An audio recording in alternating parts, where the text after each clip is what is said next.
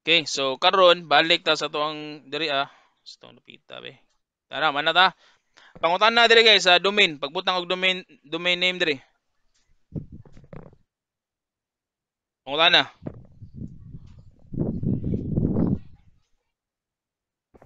Wala Uy, na sir, wa. wala na. So most likely guys, ang kuan ang assessor, moingon ng assessor nga to yung assessment ninyo. Okay class or okay guys, gamitan ni nga domain css.net. So mo na imong i-type diri css.net. Koma na click kag next. Then number 14 ingon siya. The next screen is the set forest functional level that allows you to choose the functional level of the forest. So karon since ang atong gi-install kay Windows Server 2008 man obviously atong pilion kani sad Server 2008 R2. Okay? Nya click kag next. Dayon diri now we come to the addition domain controller option where you can select install DNS server. So ato lang i-install ang DNS server. Click ka na nimo i-check ba DNS server nya next dinga. Number 16. Next you can choose to place the sys file volumes. Kana diri ang part guys wala natay usbon. Kaya ato lang sang i-leave by default kanang NTDS o kanang sysvol di ta na usbon ilang kuan. And then kanisang sila guys advance na sa IT. Okay, dili na ipangutan na sa CSS. Click kag next. Dayon dire now choose a password for Active Directory Services Restore Mode. So himo kag password. Take note ani nga password kay ako nang i-explain unya. So butang kag password then confirm. After ana next. Then kini in the summary window. So makita ang summary dia. Okay? Summary sa imong gibuhat. Dayon pwede nimo i-export settings meaning katong mga settings or mga option nga imong gipili iyang ibutang sa notepad for later viewing nimo. After ana next. Number 19, the wizard will begin creating the Active Directory domain and when finished, you will need to press finish and reboot your computer. So ana, Active Directory. So the wizard is configuring diriya wala kay gibuhaton. Nagdaghan na siya. Pwede nimo ni checkan na check ba reboot on completion. So inig mo man ang kuan, automatic na sa mo reboot imong server. And then click finish and restart now. So finish, restart now. Restart now. That's it. Question guys.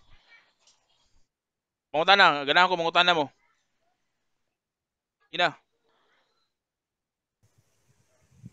Sir, Oh, what if sir kung samtang nagkuan ka nag shortage na ang kuryente niyo, automatic on, balik ka on tanan sir.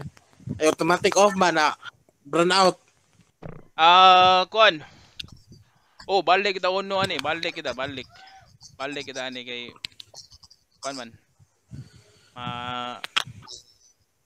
Mas may man mo balik ta para smooth gid ang dagan. Oh, Okay? okay. So again, kani atong gibuhat guys, sultihan ta mo man ang ikaduha. Kaya ang una gyud is katong pag-install sa server.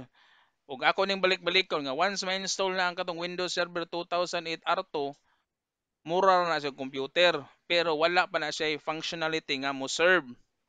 Matawag mo siya server kay server 2008 man pero wala pa siya capability nga mo serve. Okay?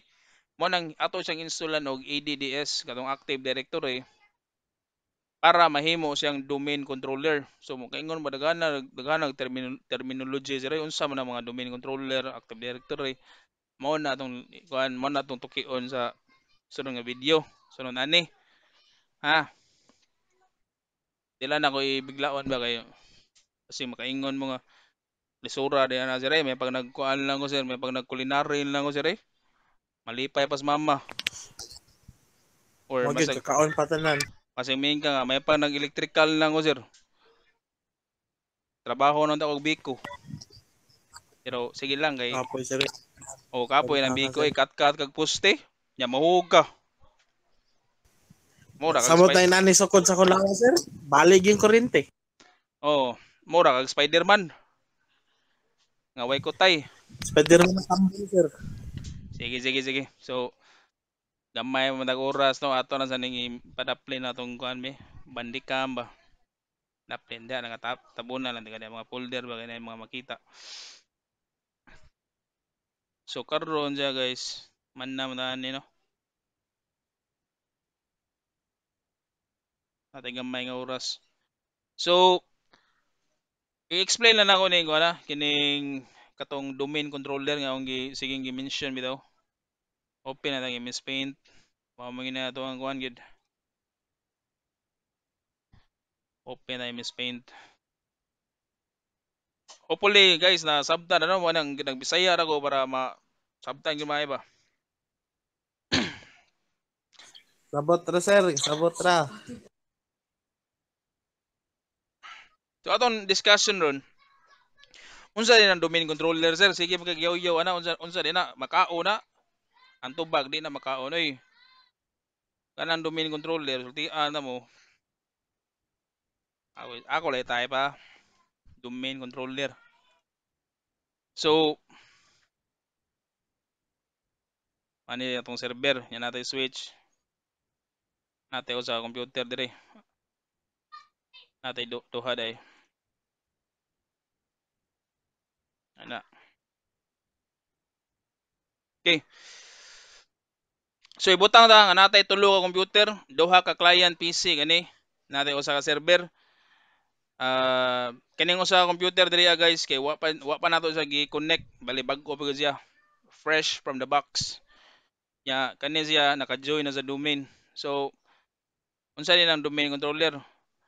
Kanang domain controller mo nay kuan siya, mo nay kanang sa sayon pa nga pag-istorya, mo nay imuhang object sa imong network nga siya may responsible sa security and authentication sa mga user.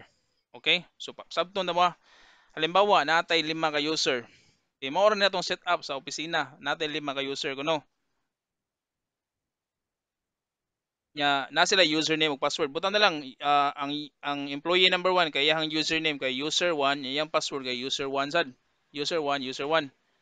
So si employee 1 mo link ko dya dire, the moment nga iyang i-on ang computer, nya kani siya nga computer kay part of the domain na ni siya. So ang iyang una makita is ang login screen. Okay, login screen. So type siya user 1 for username, then user 1 for password. Now the moment nga iyang gi-enter, ang katong iyang gi-type nga duha is send to dire. Kuan na i-bundle to niya into access key. Okay, yang i-wrap ba, wrap, yang puston. Sa Bisaya ba yang puston o nya yang dadon dire.